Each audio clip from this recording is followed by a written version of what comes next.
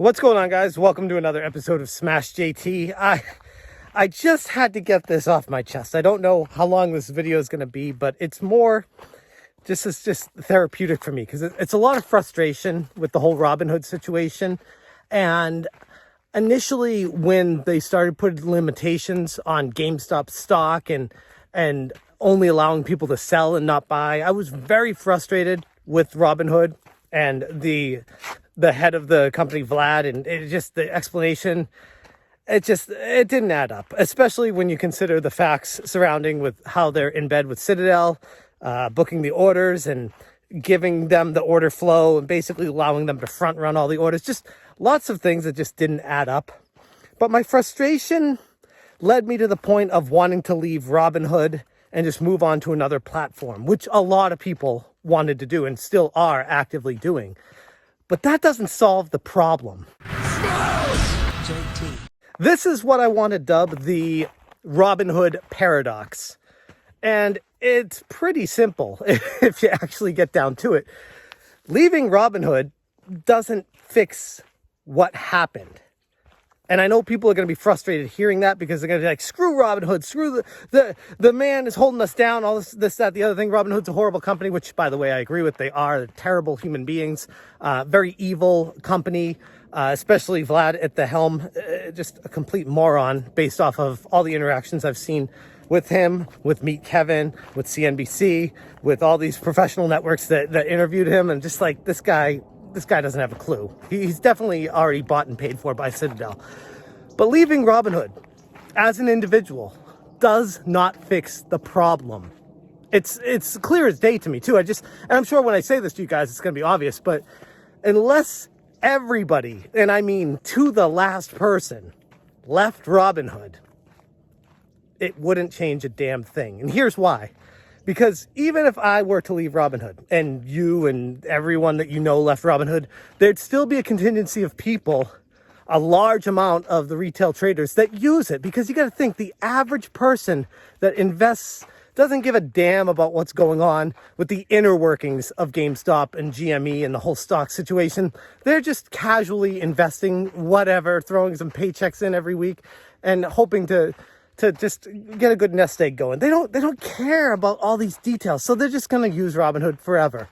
The problem comes in when Robinhood is able, or not just Robinhood. I mean, Webull did it for a little bit as well. People want to act like Webull was innocent and all this. No, Webull restricted the trades too. There were a number of brokers that had serious issues. El Toro, which is, I think it's El Toro, I don't even know, which was closing, and selling calls or whatever to people without their authorization just to get the money back. So it wasn't just limited to Robinhood. That's just, they're getting all the blame because they are the big game in town. Most people use Robinhood. But even if people left it, here's what I'm trying to say. If they were to, say, restrict GameStop next week or 2 weeks in the future, and say you left Robinhood, it's still going to drop the price because the FUD, the fear, people are going to hear the news that people can only sell and only buy from a broker or whatever. And they're going to say, okay, even though I can still buy it from where I invest in, the other locations that are restricting it are going to drive the price down anyways. Ergo, I should probably get the hell out now, even though I'm allowed to buy, because it's going to drive the price down elsewhere and it's going to have a ripple effect throughout the entire situation.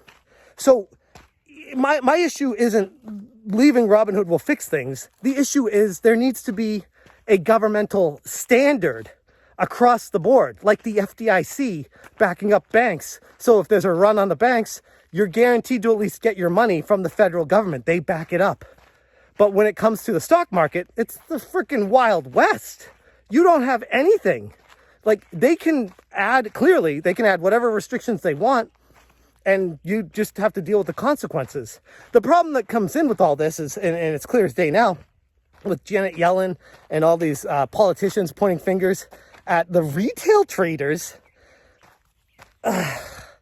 instead of instead of the hedge funds that were naked shorting illegally and over shorting and not prioritizing properly their bets that they were putting on GameStop and basically betting everything on their bankruptcy, which didn't happen. And if you did any due diligence whatsoever on the company, you would know that they were going to at least survive through the next generation of console cycle. But this goes into a whole different topic of how they drive prices down.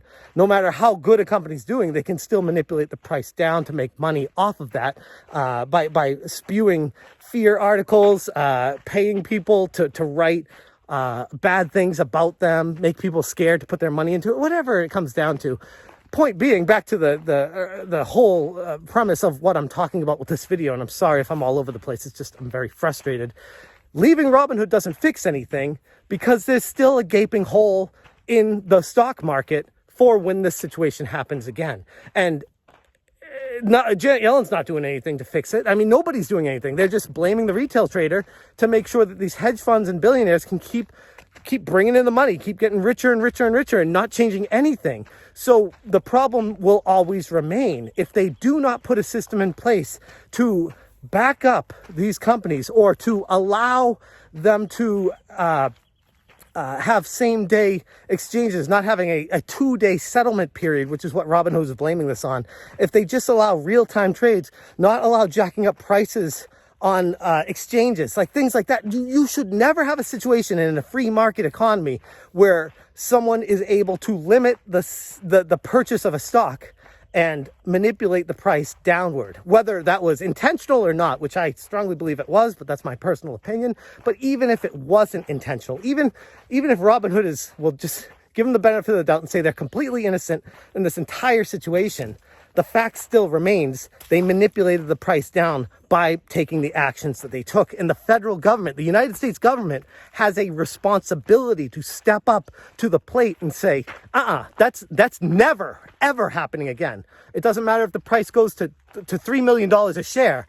We need to back up these trades to ensure the free market stands, and these hedge funds that made these bad bets are held accountable for them instead of given a get out of jail free card. I don't feel like that's going to happen, but that's how you resolve the situation. It's the Robinhood paradox. It doesn't matter how many people leave it because they're still a prominent figure in the trading community. And even if they weren't anymore, just the news, like I said, of them restricting the trades is enough to drive the price down because of ripple effect. How do you fix it? Just, you got to put laws into place to basically screw the hedge funds and the billionaires. And I think we all know the answer to that one. Anyways, I've enjoyed a beautiful day right now. Had to get this off my chest, but yeah, enjoy life. Have fun with it, guys. And just know you can't win, but try to squeeze a little money here and there where you can and do the best you can. Have fun with it, though. I'm going to leave it right there. Thank you guys so much for watching. And as always, you stay smashing. Smash the J.